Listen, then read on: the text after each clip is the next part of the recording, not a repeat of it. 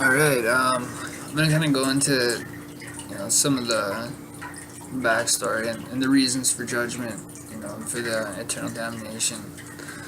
So, we'll get into the angels, the fallen, and go back to Genesis, and we'll see that sons of God mated with daughters of man. They seen that the daughters of man were beautiful, so then they fell and mated with them, creating the Nephilim, which were giants. And the heroes of old, those who lived for their name, known for their warrior prowess and things of that nature, where they were the Alpha.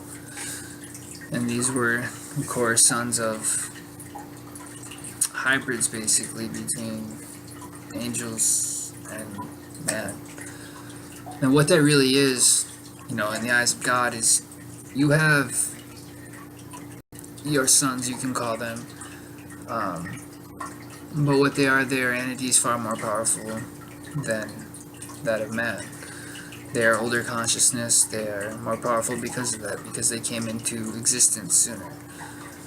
And what that amounts to, when you have an angel mating with a daughter of man, is something like a teenager having, let's call it like a 14-year-old teenage male, would be like these angels. Having sex with something like a 4 or 5-year-old, as far as their consciousness goes, girl, which you basically have statutory rape. That is basically what it is in the eyes of God, where these fallen angels manipulated the ignorant and the naive, the less powerful, to have them to bend to their will, so they can be used basically to create children or create entities that can be used for their evil empire. So really what that is in the eyes of God is he just watched these teenagers have sex with these 4-year-old girls. And that never changed. Of course, if you really want to get into some of the things that I was seeing, you have them raping them to death when you talk about sacrifices in the afterlife. If you want to go into it, give me the hand of God, and I have 3 soulmates. And we have the rebirth, the death and the rebirth cycle in life we've had up to this point. In this universe, the final step in the war between good and evil, those who came to in heaven obviously had a jump start as far as their consciousness and understanding of the new creation.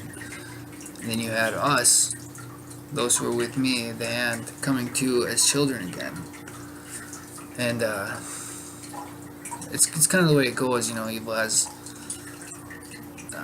all the odds in their favor. They have always the upper hand when it comes to things like this, where they always can get the cheap shot, where they show kind of how big of cowards they are, and truly how predatorial they are, so they will go after the ignorant and the weak. So when I came to as Adam, my soulmate's Eve, we were just children, and we were attacked by the devil and the other fallen. Of course, we were in the flesh, though it was heaven on earth, and of course, devil attacked Eve, the woman, who is obviously not as powerful against evil forces as man. It's pretty simple to see when we go over all the exorcist case, possessions and whatnot. They're always females. So he was able to catch her in a moment of weakness. It was right after her and I encountered each other in Eden. She woke me up from my sleep, and when she went to touch me, I woke and kind of in shock, which startled her, and then she ran off. She ran to the tree, the knowledge of good and evil. I went to talk to our Father, and while she was there at that tree, in a moment of anxiety and a rush, the devil got her then. So when we talk about the temptation and the tree of knowledge of good and evil back in Eden, it was just as much of a temptation put in place to test the evil forces, to test the angels, more so in my eyes now, as my understanding goes, than it was to test Adam and Eve. They would have never eaten from the tree had it not been for the devil. Not only that, you have that force of superior intellect, I guess, at the time, being that we were just children, and they would have been more in a teenage type year where I was shown I would have been 4, if you want to put it in ages of the celestial being's age as Adam. You know, the universe was still relatively young there then. And Eve, she would have only been 1 at the time. Obviously, I was ahead of her. And they talk about soulmates, and being that I have 3, that will equal what would be the feminine side of the hand of God. They came to in stages. So the other 2 would be like, say, 1 year ahead of her each. And there's more that goes into that. I mean, there's a whole universe out there, not just this universe, parallel universes, other dimensions. You know, we're interdimensional beings. You know, I'm talking about aliens, whatnot. They can travel from one universe to the next, one dimension to the next through their technology. But that is something I wanted to go into and go back to the sons of the fallen, the evil angels. And we go into Revelations. It is 1/3. Satan falls from heaven with 1/3 of the stars in the sky, so 1/3 of the power. Also in Revelations, you have 1/3 of the earth being scorched, 1/3 of the fish in the sea dying, 1/3 of the sun's darkened, 1/3 of the moon's darkened, 1/3 of the stars in the sky are darkened. There's some more to it, but you have 1/3 of all consciousness is evil. So we're about to see 1/3 of mankind, 1/3 of the human population here on Earth be put to death, and that goes over all creation. So there's more to that. Like, there are alien races being put to death, like the great aliens. They're basically like insects. So yeah, one good point to it though is not all those 1/3 are damned.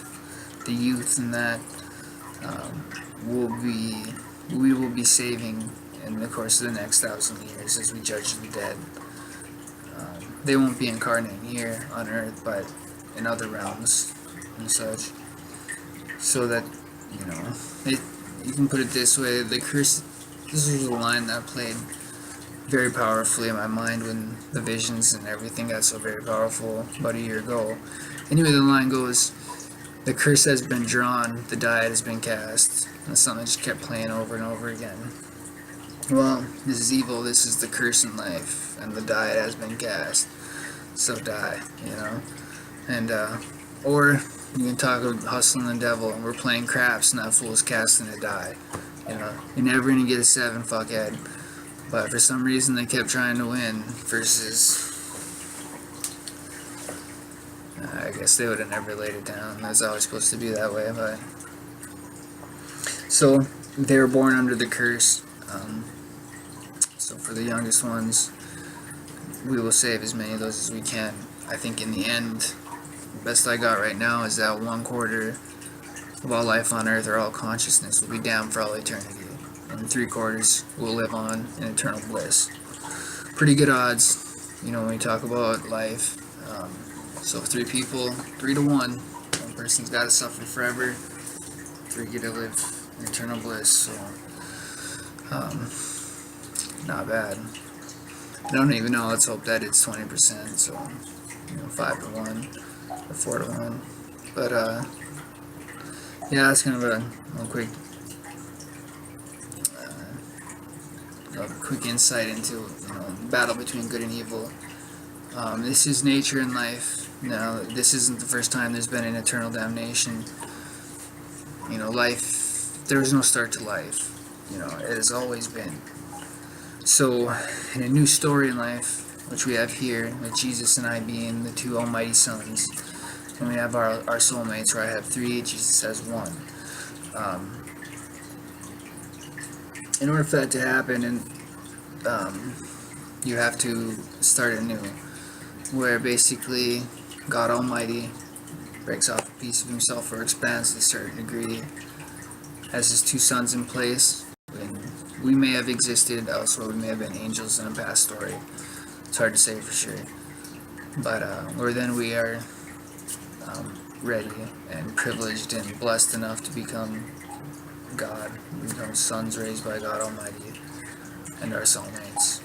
And then, of course, we have all our brothers and our sisters and our children. Our brothers and sisters would be the angels, those that were with us in the start of the story, like Michael, and quite a few other ones that are just like brothers to me, younger brothers. We have all our children, which would be, man, and also aliens. I mean, we're talking infinite, all of creation. So, I mean, I guess that's what I can go into for now. It's the end of this story, the end of our evil. And I guess you could say this is where our story really begins.